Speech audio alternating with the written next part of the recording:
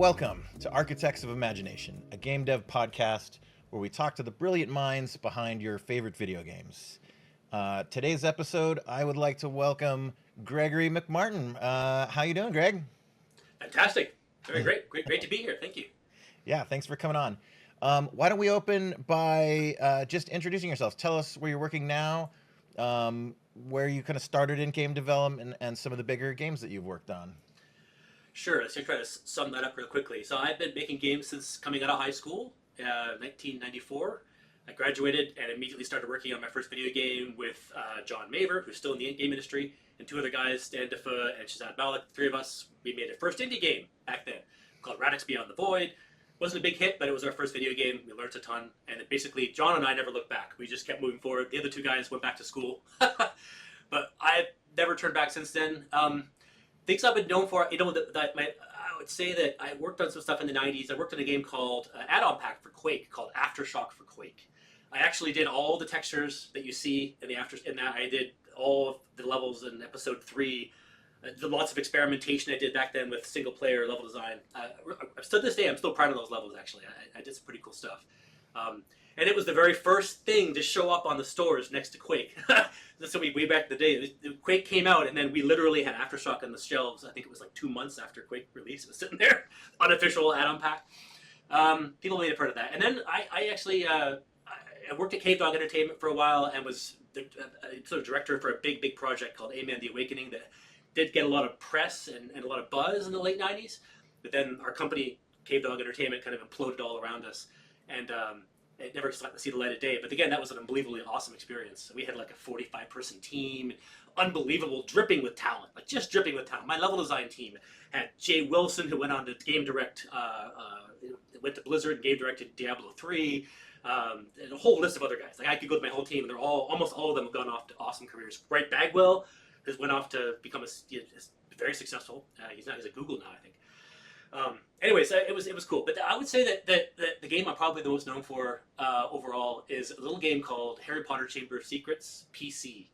I basically designed and game directed that project. It was an awesome project. I'm so proud. To this day, I'm very proud of that game. And it's funny because we've recently had people over the last 20 years coming back and saying, "Thank you for that game. Thank you for that game." And I recently went on to there's a streamer who plays Harry Potter games, the old Harry Potter 1 and 2 PC games, that has been playing, and he brought me, and I pulled an old game dev team member from that team, from the Amaze Entertainment, from Harry Potter Chamber of Secrets PC, into this sort of interview we had, the two of us, and he just started going through and showing us all his tricks and how he was playing our game, how he's breaking our game, all the ways he found to exploit our game. This is the what do you call it? Someone who's playing what's it called? Games done quick. This is the guy that's what's that name of somebody who's playing the game as fast as possible? Like speed plays. Speed plays, yeah. So he was showing me all the tricks, and it was just an awesome, very awesome experience because all the chat was full of people going, "Thank you for this game," blah blah blah blah blah. So it's like delayed reaction. You work in this industry, and like unlike any other entertainment industry, when you're making video games, you do all this stuff in this piece of software, and you throw the software out there, and then theoretically, some people are out there having fun with it, but other than getting some numbers back in cold analytics, you just have no real direct appreciation for the kind of entertainment experience those people are getting, right? It's kind of uncanny. We're the only entertainment industry that doesn't get to immediately get that sense of, like, when you're performing on a stage, you get the applause, and of course, So, anyways, that was a really cool game, and I'm really proud of that.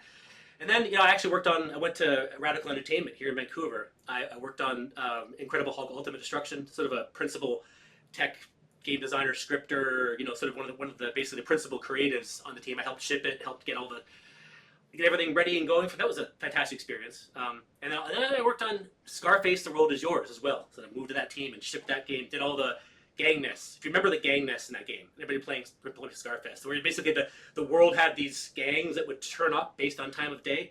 So and then you basically could go and get a big fight going with the gangsters, kill a bunch of gang members, and then the gang leader would get in a car and take off, and you'd have a chase, and you could take them down, and then you permanently would get rid of that gang, and it was sort of linked into the metagame. I did all that, and then developing that game, I worked on Scarface for about a year. I had killed more virtual bad guys during that production than I'd ever killed playing video games my entire life. I kid you not. And so I basically, it was kind of, it broke the camel's back at that point. I'm like, I'm never again going to work on games that are just exploitively violent, death and destruction, rewarding you for dealing drugs and killing and buying lots of stuff. And to me, I felt that was a morally bankrupt game, and I really was kind of done with that kind of stuff. So that really, it propelled me to form Interdimensional Games in 2006, and we've been independent ever since. We shipped a game called Consortium in 2014 that did get quite a lot of critical ravings and whatnot. But we did have some technical bumps upon it launching, and it never really recovered per se. But we kept pushing forward. We're an unusual game company, and I can get to that in a second. But we then worked on and partially shipped a game called Consortium: The Tower. It's in early access. It's a big chunk of the game is playable, but it's mostly a skeletal structure of the finished game.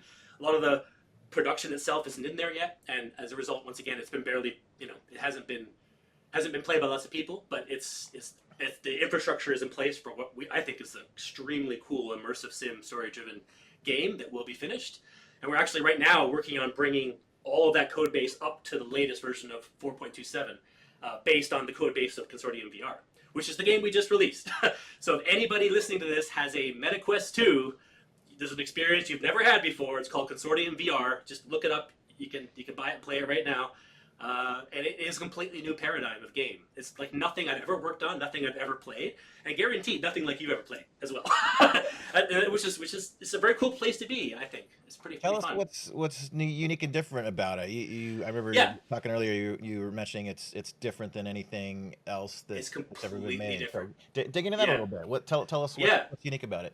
Absolutely. Okay, so one of the main commonalities of most story-driven games, especially in the AAA sphere, all the big AAA productions, are that you assemble, you basically get writers or writing teams or what have you to create a story. They call them narrative designers, I guess, but there's someone that's trying to find a way to bridge that gap between what the story is and what the game is. So they're called narrative designers. So they sit down, they write these scenes, and then eventually they get put into these pipelines where you have a massive army of artists and animators. They bring these scenes to life. They just do all this choreography, and you have people that work in Hollywood understand how to work with a camera and how to use the camera to create dramatic shots and to zoom in on faces when the character says something really important, and on and on and on. All this all this work, all this effort being put into bake a scene like it's a film, and then they just play it back every now and then to the player.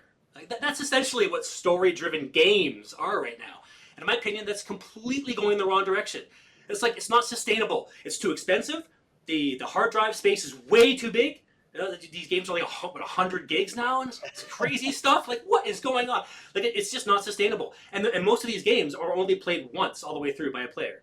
And it's like, it just strikes me that there's something missing. Like, for instance, yesterday I booted up. That's oddly enough, a fan of Harry Potter Chamber of Secrets PC gifted me a copy of Hogwarts Legacy for Steam. Okay. Yeah, so I installed it and played it yesterday and tried to play it with my family. And it was a fun experience. It felt like a movie was happening on the screen. Every now and then I pressed a keyboard button. Every now and then I pressed a button on the mouse just to keep the action going, but I was more so just sitting back and going, wow, the production values of this thing are off the charts. I'm playing on a laptop, a 2017 laptop, right, with a 1070 series video card put into it. It's one of the very first times you had a full series video card put into laptops. It was the first run of laptop, and it looks absolutely phenomenally gorgeous. It looks like it's a brand new game. And to me, that's like that. But from a visual standpoint, I mean, purely visual. But my family was kind of like, "What's the game? It's very gamey." It's funny. My daughter said, "This is very gamey, very gamey." And she's right. But yet at the same time, it's not, because it's almost all cutscenes so far. It's moved the character from one cutscene to the cutscene, and then you have this awesome cutscene. So it's like a movie more than anything else. So to my mind, that's really a massive systemic problem right now in the game industry. It's like they don't know how to escape this somehow. It's like you're going to make a story-driven single-player game that's AAA. It has to do it this way. And I'm like, why? Why?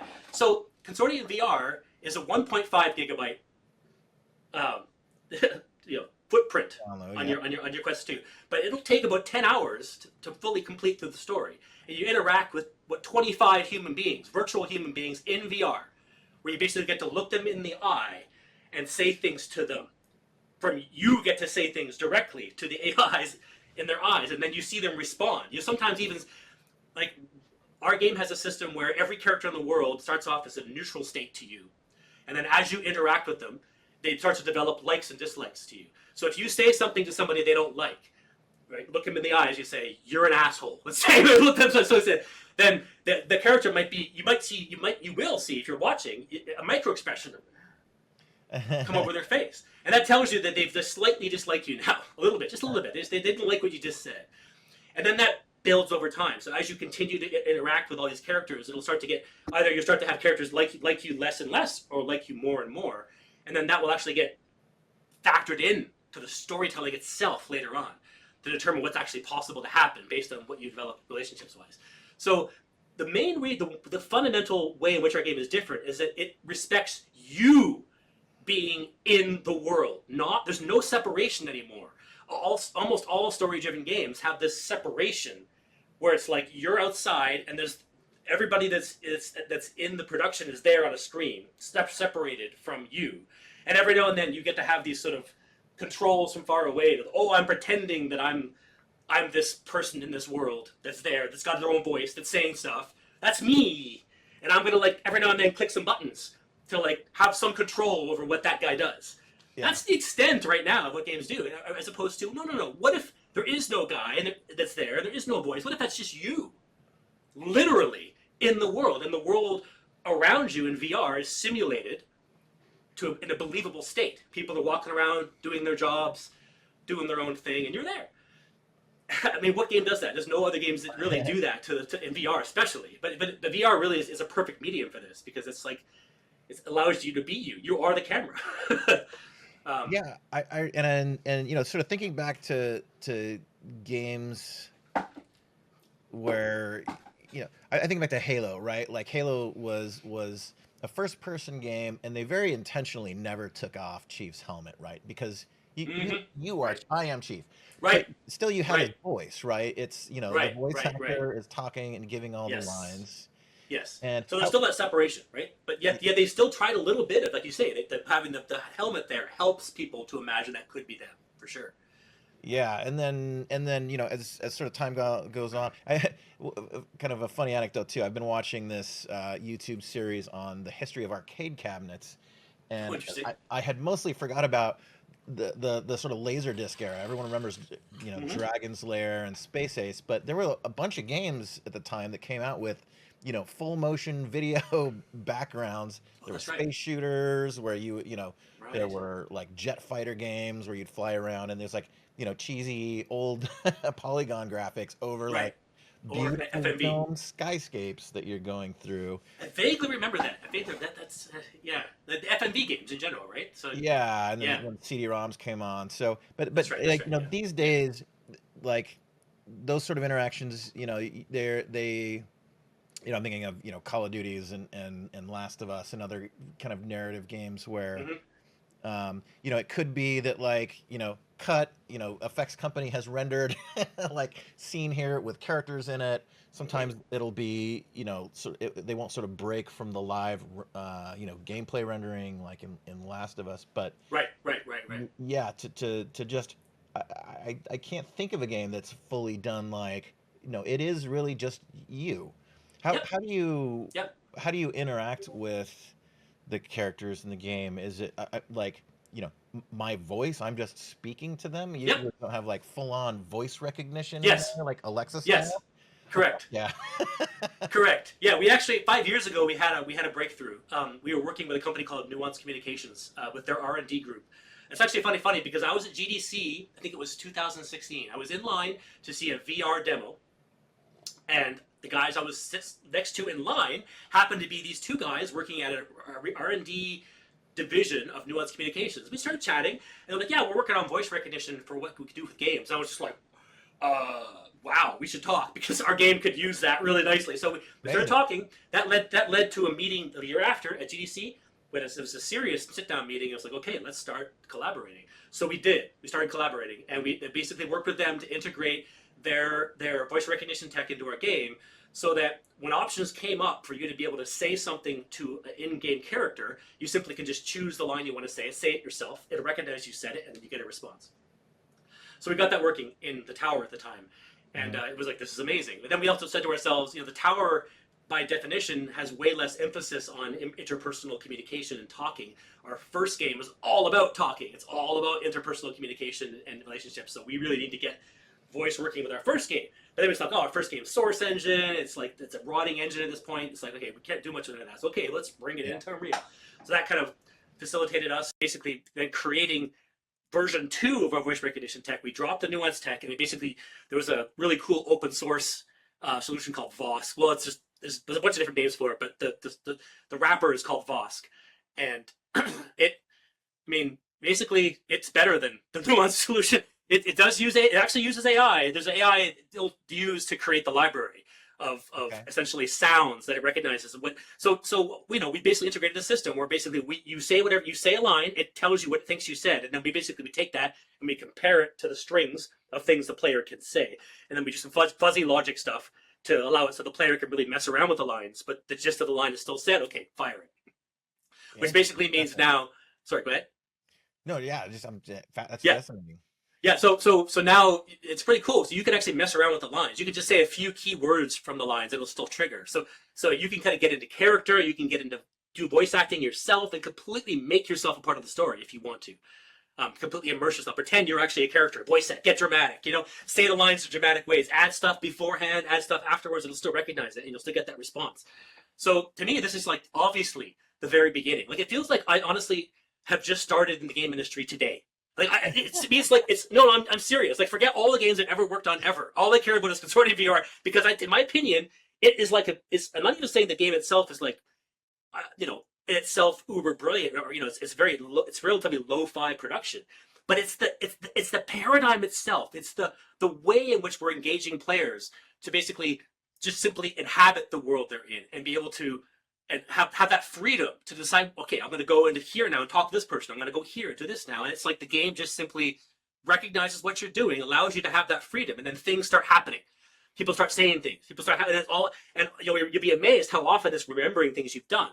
And then the story becomes more and more catered to you.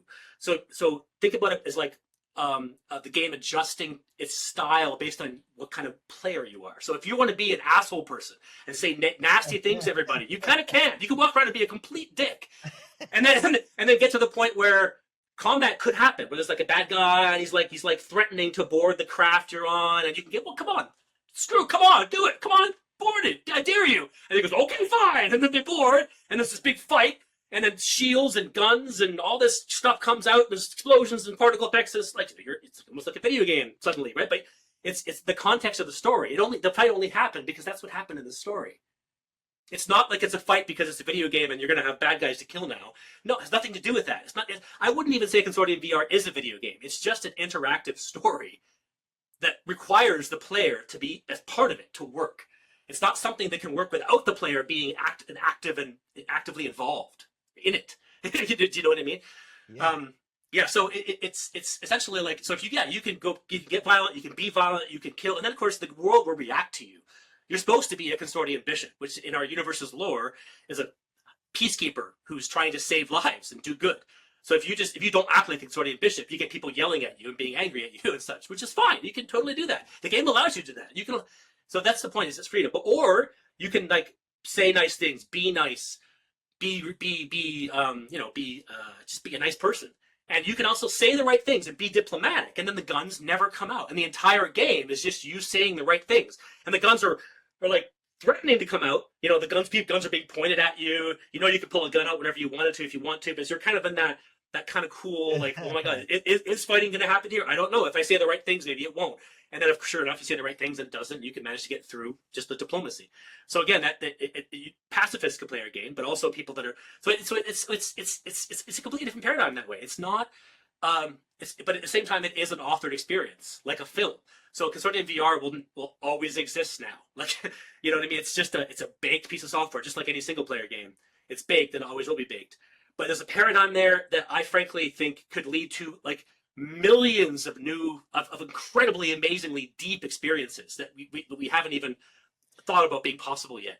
You know what I mean? It's just that the mind just goes, oh my God, there's so many things that we could do with this, right? Beyond our little, our little futuristic sci-fi game, Yeah, and I, I just got back from GDC, and that was all anyone was talking about is machine learning and AI, and Right. ChatGPT is Indeed. just all Yeah. fucking out of nowhere, just all of a Yeah. sudden, so much ChatGPT is amazing amazing. capability. And you think Yeah. about playing a game like WoW, and there's a writer has customized all this Hmm. Hmm. dialogue. And part of the thing that here's something that I thought about that it's at odds, and I'm curious which maybe your thoughts on like how we address it. Like we're always trying to like make the games more immersive, feel like real spaces, like we're talking to actual people. And you may be one of the first games, and that's really fucking amazing. Like I think a lot of us think about sort of going down in history. You want to try to do not just a clone that everything else is done, but to say that you're the first game to do like some advanced new thing is kind of amazing. Thank you. But That's why we're pumped. Yeah. taking it even a step further too, like you kind of imagine that little dialogue block might go away. I'm thinking of like, a Mm. cyberpunk or Shadowrun like game where Hmm. you're just in a world filled with people and all of them will have a chat GPT agent Oh, and you can ask him anything you want. You can just go off on yeah. conversation tangents. And so that Yeah. raises a few problems, right? One It sure is, does. you know, what about, how do you gate them? How do you put constraints on that? Because you don't want them Yeah. asking about today, the election last year or something, right? Like Yeah. we, You we go off want the to rails real quick. we Yeah. want to keep the confines of the game world Yeah. going. So you need to put bumpers on it. Um, Yes. Yes. but Yeah. No. then but Absolutely. then There's bigger and then problems than that, though. Fundamental problems, right? Because so like while it sounds neat to do that, the real problem is it's going to immediately go off the rails because there's no narrative constraints. Like, like our game only works because there is an actual narrative where characters are fully fleshed out, they have agendas, and you're kind of in this system, you're in this matrix, and that you have freedom, but it's still within the confines of the written narrative. If you add in this sort of chat GPT, you have no idea what the player's going to say type thing. Um, it can be quite complicated. You probably still have to have. You can't just rely upon. You probably have to have some kind of system where it recognizes you're saying something that is too far outside the context of the story of the world, and that you'd have responses be along the lines of "You're talking nonsense. Get back to what we're talking about," or something like that, right? There had to be yeah. some kind of thing like that, right? Where you're kind of going so far outside the realm, but it's definitely very complicated. I think that I'm not sure that actually it's wise to immediately jump into trying to make a game like that right now. In my mind, like learn what we did first. Be honest with you. I don't mean this from an ego Yeah. perspective, but we did fucking do this. It's done. It's there. You can play through a game. It takes 10 hours to play a game that is on a VR story game with characters that you talk to. It's like what? This doesn't exist. Well, it does. It does now. So in my mind, like figuring that because honestly, our game, the total budget of this thing from the beginning. I mean, it took 15 years to make this. Right. I started modeling the plane that Consortium VR is in 2007 in the Hammer editor. Oh wow. Right? I started designing and building the aircraft, scaling it up and stuff. So it's been 15 years literally to make this. But now, huge teams, teams like Infinity Ward and Respawn and Remedy and all these gigantic companies that are, of course, very, very invested in the current way games are, have the infrastructures. That's one of the biggest problems with any kind of trying to create change like this is that you have all this momentum, this financial and structural and institutional momentum behind these big companies their business operates in a certain way, and they know their fans expect certain things, and the business model relies upon the game being structured in a certain way, and completely coming up with a new paradigm is really hard, right? That's why hopefully us coming in can help that, because I'm hoping that some people of those companies will study our game and go, oh shit, we could make like a $50 million budget version of this, and it will blow everyone away forever. You know what I mean? Like, it's seriously like you could make a sitcom where the whole game is no weapons, no guns, no inventory, no sci-fi crap at all. It's just like a modern day sitcom. Like a sitcom, like Blackish, really funny sitcom. My family I've been watching. Imagine being able to just drop yourself into that show, be inside the household as a family member, or maybe as a visitor or something, and you walk around. All these characters are scripted to be their characters, voiced by their characters. You're in that episode, but yet you can what can I do here? You can walk up and say things, and then change what happens just by saying things, just by Yeah. interacting with them, talking to them, looking at them. look, you know what I mean? Like, it's just, it's the mind boggles as though you could have like a new kind of weekly, episodic, you know, storytelling experience, but it's in VR and it's completely interactive. And every episode that follows is unique to every individual. So rather than everybody going online and discussing, oh, episode 3 was really cool, this show, oh yeah, yeah, and everybody's discussing the exact same thing. Instead, episode 3 sucked. This character like hated me and kicked me out of my house. And the person's like, what? That didn't happen for me. This character loves me. I think that. What the hell? And it's, you know, that's just it. You have these threads that are opened up by all these by the writers of the interactive screenplay that have crafted this big overarching narrative that allows players to look at it from many different angles, but no matter how many angles you look at it, it's still an authored narrative that's just simply taking into account the actual player being in it as opposed to watching it. So, like when Consortium was released, people were saying, "Oh, a game breaks the fourth wall." It actually didn't. It harnessed the fourth wall. It's a fundamental difference, right? It goes, let's harness it. Let's bring the player in, invite the player in on the storytelling, and have the game unfolding. And to me, that's the paradigm. We all, as an industry, really, we owe it to ourselves and all our customers to do that, to in some way, shape, or form, to finally invite players in, because in my mind, that's how you really like I don't know, the potential to expand human consciousness is off the charts in my opinion for this, because there's so many different types of experiences you could have. Like, imagine being able to go back in time into ancient Rome and walk around the Roman Colosseum, fully created, fully realized, all Romans walking around speaking in Latin, and you can walk up and talk to these people, and they talk like they actually would, and you can ask them what they do. What are you doing today? Oh, I'm going on, and all this historically accurate stuff is coming out. I mean, that would be an educational experience that would never be forgotten to any kid that jumps into it. Like, I went to Rome and I talked to people in Rome. That's what it literally would be, and that's what our tech is enabling right now. Like, there's just a gigantic array of stuff that now we can do that's so much better than what's currently being produced. You know, like I don't know, it's off the charts. You know, really is. Yeah, like, my mind's going a little wild with imagining what this right, could lead to. right. I'm picturing like, Yeah. you know, Rick and Morty episodes or There you Parks go. and Rec where, you know, they have crafted the story and the experience, and if you don't join it interactively, it plays out and you can just watch it as an episode Oh in a yeah, you video could do form. that. Or you Yeah, you know, could do that. say You Parks could and do Rec, that. you know, say there's avatars of all the actors and Yes, exactly. dialogue, and they've acted it, but they have the like systems are set up to break and then like let Yes. you interact, and so now you've got Yep. the audience Exactly. or the players, I don't know which are we talking about, that are injecting themselves into these scenes and Yep. fucking with it and Yep. seeing what like wild shit they could get the Yep. the actors to do and say, and Yeah. how off the rails they can take it, and making their own little variants of the experience. Like, Exactly.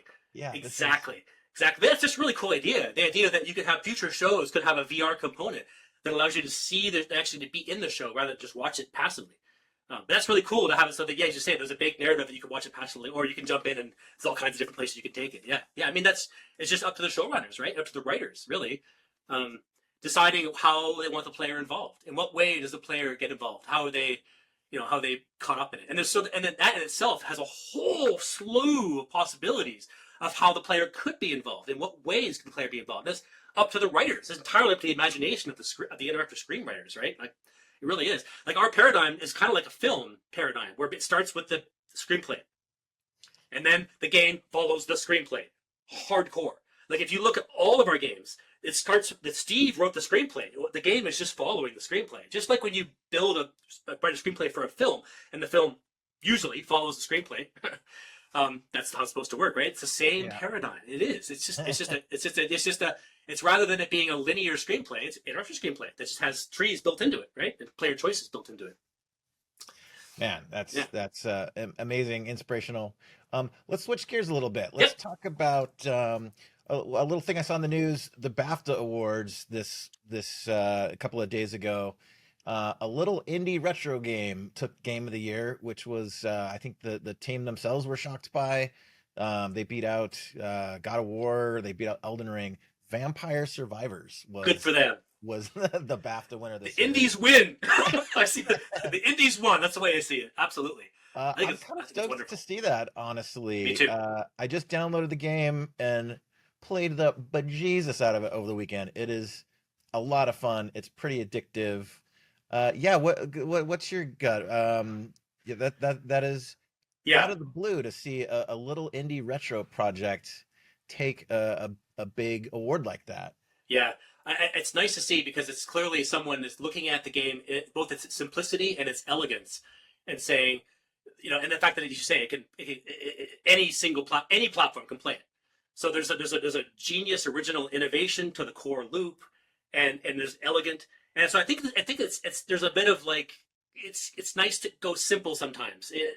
The over complexity, the massive productions that are less and less game like. I think this is kind of like a rocking the boat thing. Like, come on, we need to make more games like this. You think outside the box more. New stuff, new stuff, new stuff. We're desperate for new things. That's the gist I get from this award. Is that there's kind of a general outcry across the entire, consumer industry really that's kind of getting sick of the same old things over and over again.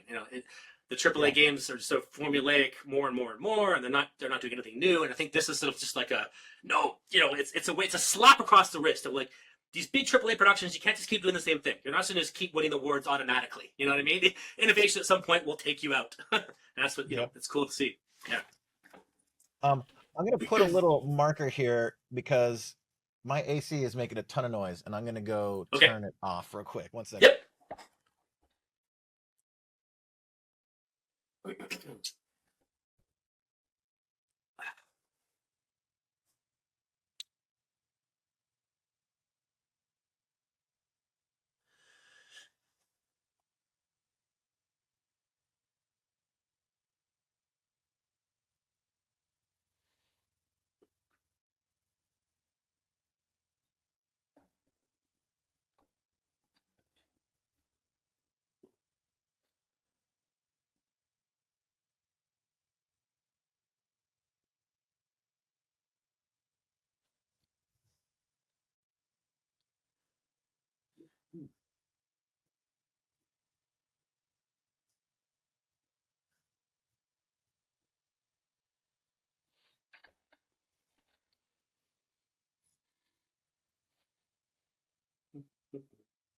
The part AC, part the plumber.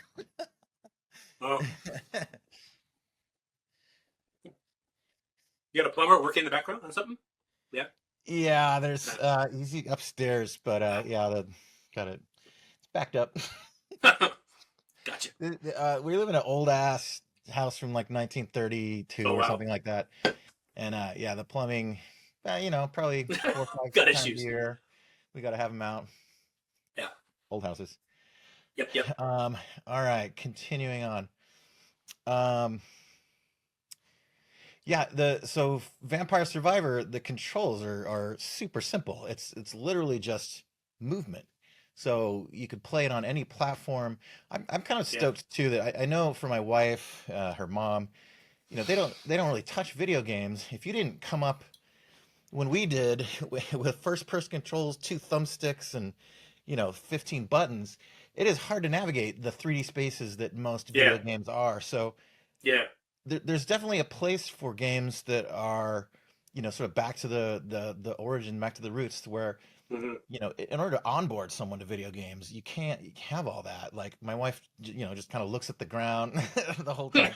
She will get used to like looking straight ahead after a little while, but it's enough that it's pretty rough for her to get sucked into a game. So yeah, I'm really stoked to see them. Good job to the team that made Oh, Vampire yeah. It's fantastic. Survivors. Like it's amazing that they love that. Yeah. That amazing that they made it happen. I mean, it's like to me, it definitely it lends itself to like there's certainly a chance if you have something really original to have a breakout. No matter how much, no matter what your production value is. So it's sort of like a signal call to all indie developers around the world that you can get massive recognition, right? So it's inspirational in itself, as opposed to another award ceremony. Some big AAA production company is going to win. Same old, same old. Yeah, it's someone's kind of going. Let's throw a wrench into the works. Good. Yeah, very cool. Yeah, yeah. Um, What do you tell us about your love for games? What are you playing lately? What right now? What are some of your Yeah. favorite games what did you spend more time with than any other game? What's really sucked Oh, you in? that's an easy question. Phasmophobia. Which one? Phasmophobia. I haven't played that. Oh my god! I think it's probably my favorite multiplayer game of all time. Like it is, and one of the main reasons is that finally there's a fantastically engaging, fun multiplayer game type that isn't about running around and shooting, destroying, and killing things, other people or things. It's like finally, and the game is about collecting evidence and hunting for ghosts. It's about going into a house that's haunted, trying to find out where the ghost is, and then trying to determine what the ghost is from its evidence based on its behavior. So you have all these tools at your disposal you can put down to try to look for the evidence. And at a high level, each tool will give you one of the evidence. Like if you see, for instance, dots, there's this machine in the ground that has these dots spreading everywhere, and a ghost will occasionally interact with it. You'll see like a ghostly figure go through it. Okay, that means this ghost has dots, so you can mark it on your field. But if you play at higher difficulty levels, it's more than that. You got to like watch their behavior when they're hunting, and it's incredibly deep. So basically, there's a duality to it. Where you go in there with a buddy or not, and you slowly try to find out what the ghost is. But at the same time, you have a sanity meter that's dropping, and as the sanity drops below 50%, there's then a chance every 30 or so seconds of the ghost hunting. Basically, it goes corporeal and starts running around randomly looking for players to kill. If it sees you, it comes at you and kills you at various speeds and various behavior types. And that's the loop of the game. And the idea is that there's a whole bunch of different locations. There's big locations, a prison, a high school, multiple houses, and each one has its pros and cons. The level of like the geniusness behind the actual game design is off the charts. So we've been playing a lot. It's kind of our go-to game, team building, sort of fun kicking off Steam game where, yeah, we go in and we're getting really good at it now. We can play Nightmare and figure out what the ghost is out every time. And we're also seeing all the flaws in the game. So there's a strong desire we've been building up to make our own ghost game now. So we've kind of got the DNA starting to form for what our next non-consortium game, our first non-consortium game since we've existed, is going to be. And it's going to be a ghost hunting game for sure. And it's going to probably harness a lot of what Phasmophobia did well. It's very successful on Steam, like ridiculously successful on Steam. And it's an early access game. It already has something like 10 clones. It's already created the genre, even though it's early access. You got tons of claims trying to kind of catch its tails. Our industry is weird, but yeah, it's a pretty fantastic game. Highly recommended. Anybody that hasn't played it, because it makes you think. It makes you it makes you think about where to hide when it's hunting. It thinks about, there's a lot of thought behind it, but doesn't trigger the basic kill or be killed instinct that so many games do. And I personally grow tired of. Like I played a lot of PUBG, but I'm not sure I'm ever going to go back and play a battle royale ever again. I feel like I've been there and done that. And the idea of jumping into a big open world that's full of nobody except murderers walking around looking for gear to kill you. It's just like, okay, you play that for a while. There's a certain sense of the lizard brain kicking in at full bore. I mean, I remember some sessions of PUBG where I'd come out of it, my heart's pounding, and I feel like I just got chased through the jungle by 10 tigers. I barely survived. So that's why that model works and why it's dug into so many people and why they're so entrenched into it. But I think that's a dangerous spot to be. If you're constantly triggering that lizard brain thing, and that's not a very fun spot to be. Those instincts are in there they're meant to keep us alive, and they're not meant to leverage them just for entertainment value, which is what battle royale games do, right? They just constantly push that lizard brain to the extreme, right? Yeah. And it gets its hooks in you because of that. But Phasmo definitely. And I'll poke around and play lots of weird indie games. I could take a look at. Quickly take a look at Steam. One of my favorite every GDC, the two like must go see things for me are the indie section. I love just seeing what small crews and college teams are doing. Yeah. And the exhibit called Alt.Control. Have you checked that out? Alt.Control? No, I don't think so, actually. Oh, dude, go to it every GDC. Okay. It's a riot. So basically the gimmick of this like exhibit, there's usually like 20 or so games there, but none of them can use a conventional controller. So a few years ago, there was like a caterpillar simulator, and the controller was you get in a sleeping bag and you like squirm around, move, like just That sounds awesome. the dumbest stuff. It's so much Awesomely fun. dumb. Yes. There was a toilet plunger controller for one game. What? There was a couch where you had to like the couch was haunted, so you had to like stand up and sit down. It's just like the stupidest, funniest, weird little Yeah. no commercial Experimental viability weird things. whatsoever. Yeah. Like, they're really fun to just check out and see. Yeah, I will. I will usually actually. make a video of them every year, but super cool. Yeah, that's really cool. Here's a question that came up for me recently. I wanted to ask you too, Sure. and this is pretty wide open. What makes a great game? Oh yes, right. Right now, especially when the very definition of what a game is in question, it's a particularly hard question to be able to answer definitively and not have someone go, "Oh, you're not taking this into account, you're not taking that into account." But I guess if I had to boil it down enough, I think what makes a great game is memorability, like just simply remembering something from that game and never forgetting it. I think that's the sign of a great game. I'm not sure that, again, a game that's not great, if you don't remember things from it, it's not great. So it's memorability, something that it does some clever trick, or there's a moment that happens that you've never had before. You're like, oh my God. A good example is Ultima 4. I'll never forget. It was like 1990 or some damn thing, and I'm playing Ultima 4. By the way, 4. I'm playing Ultima 4 right now. What? I'm What? playing through the whole Ultima series. Oh my God, that's awesome! I just played Calabath 1, 2, and 3. I can't believe you finished those early games. Those games are crazy. Those early Ultimas are totally nutcase. I don't know how anyone finished Ultima 2. Exactly. I know. That game was so, like, just the clues in it are, like, so obscure. Yeah. It's like Bar's Tale 2 is the same way. Utterly unfinishable. It's so ridiculously hard. But yeah, no, Ultima 4, I'll never forget the moment where getting all of the virtues, having to go give money to the beggar and having to go to this, and then getting into that balloon and going to that aisle at the very, very end. I'll never forget it. It was just this awesome sense of anticipation. I'm going to find this final book. I was completely caught up in the whole universe. I was there, and I'll never forget it. And there's plenty of other games that have done that. So I think that memorability is a big one. They say, you can sort of, I could say all the basic generic things like that it's fun or whatever, but that's also equally as meaningless, right? What is fun, right? I'm going to I think memorability is a big one. What's that? It. Here are my Ultima 4 notes that I'm writing. Oh man, right now. awesome! That's a bizarre coincidence. I happen to just pull that game out of all the bajillions of games I played. And you're playing it now. Yeah, look at that. You're actually making maps and stuff, eh? Pages of like there's Scar Gray. So cool. Yeah. So you're legit playing it. You're playing it like it was played back in the day. Oh, that's awesome. Yes. I will occasionally. There's an Ultima Dragons Facebook group, which was the old they've got a whole funny, crazy history, the Prodigy server stuff. But yeah, I will occasionally ask them give me a hint on a thing.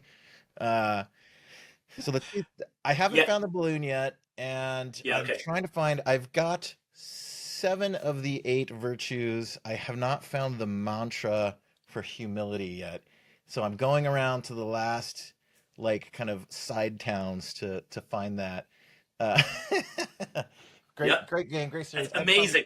Yeah. Credit Ultima more than any other game for why I got into game development. I would say Ultima 4 is one huge thing. Same here. Bar's Tale as well. The original Bar's Tale, Bar's Tale 3, and Bar's Tale 4, otherwise known as Dragon Wars. I hailed those games out of control. I have books actually.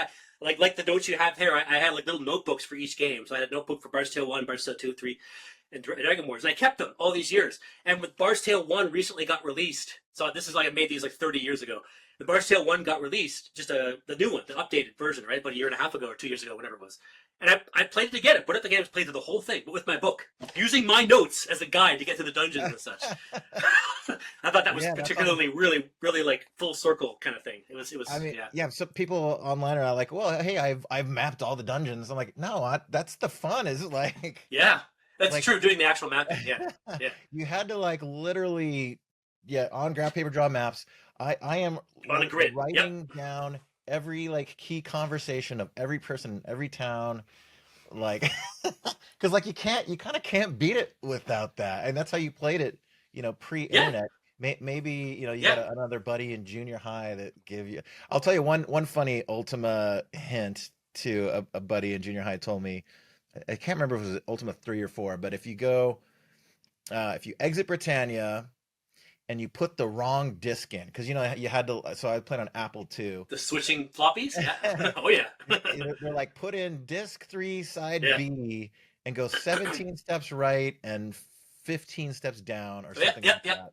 Yep. And you'd be in what was the middle of the ocean, and there was a chest there that never went away, so you could just get it like over and over and over again and max out your money.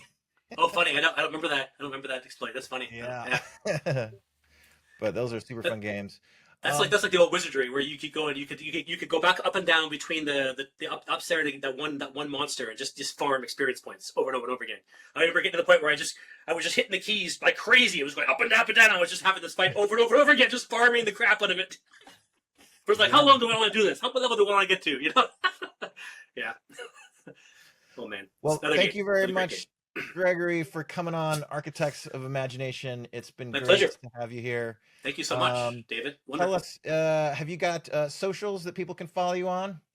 IDGI_1. It's Twitter. Our website is idgi1.ca.